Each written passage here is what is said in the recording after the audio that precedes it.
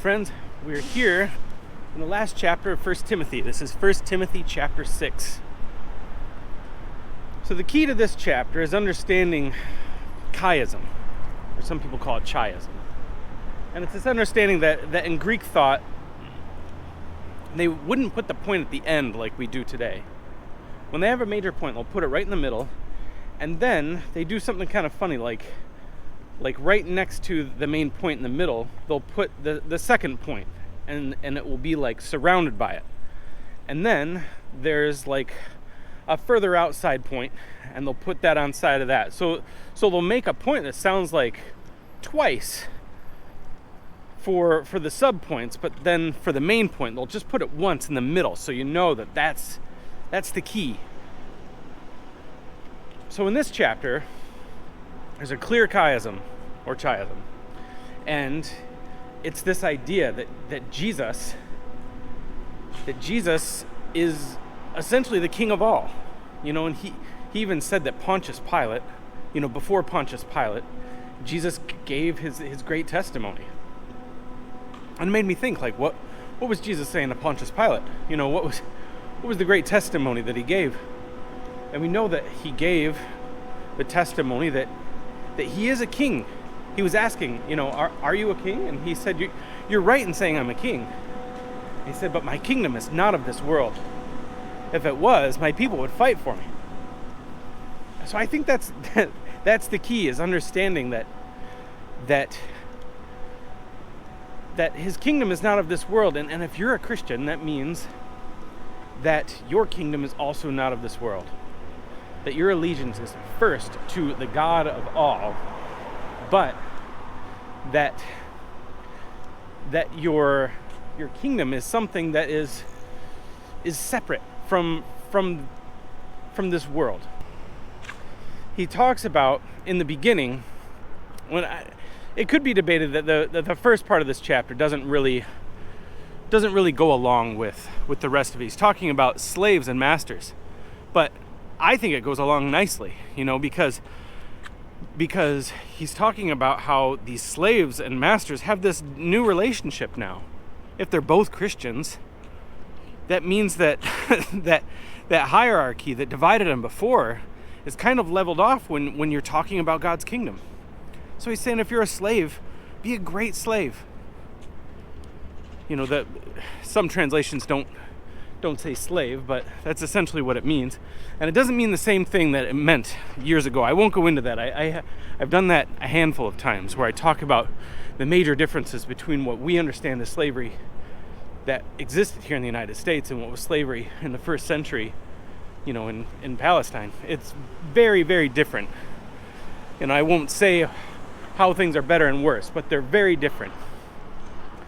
But he's saying, the slaves, they should be great slaves to their masters. And the masters, they should be great masters.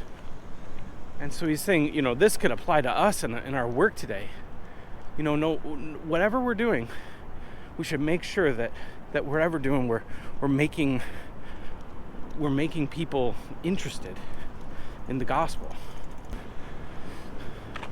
So the part that's surrounded in kind of like in the end and in the beginning the most is this idea of people who just want to argue. I feel like these people today.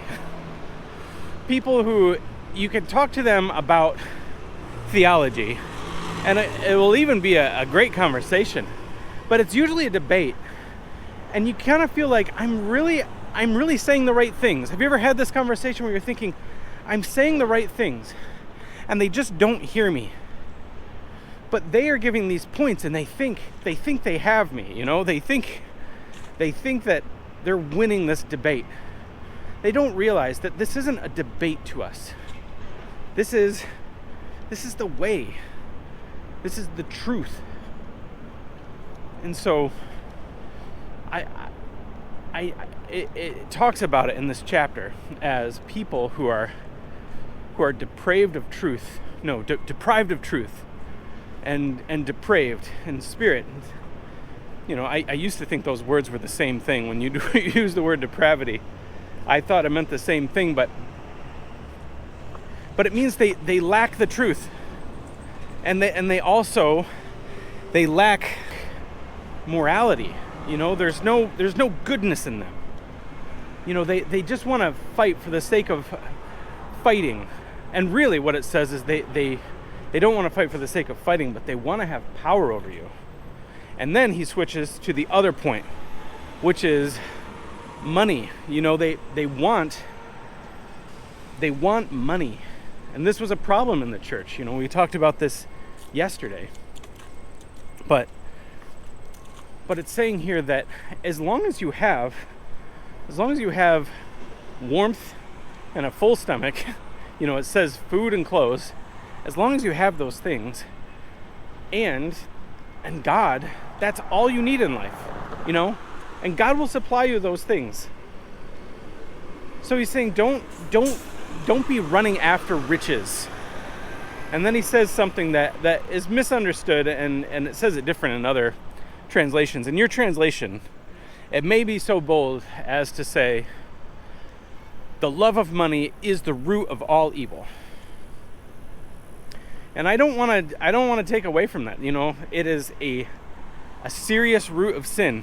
If you read the ESV, I think it's a better translation. It's saying that a love of money is a root.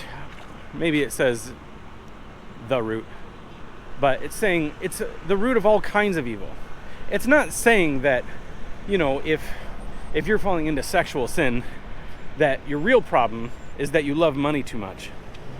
What it's saying is that if you're chasing after money, it's essentially chasing after, this world. And it leads into all kinds of other sins. It's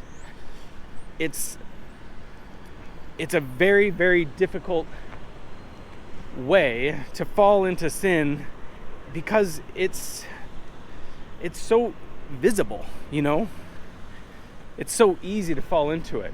And you come back to the point, the key of the passage. And that is that, this kingdom is not of this world. If it were, we would fight for it. God is the Lord of all. So in conclusion in this passage, Paul says to Timothy, he's saying goodbye, and he says, fight the good fight of faith. What does that mean? To fight the good fight of faith, I really feel like faith is something that you have to exercise. You have to work it out like you'd work out anything else in your body. And you need to fight for it. So that is what Paul is saying here in the book of Timothy. That is 1 Timothy chapter 6. Have a great day. Bye.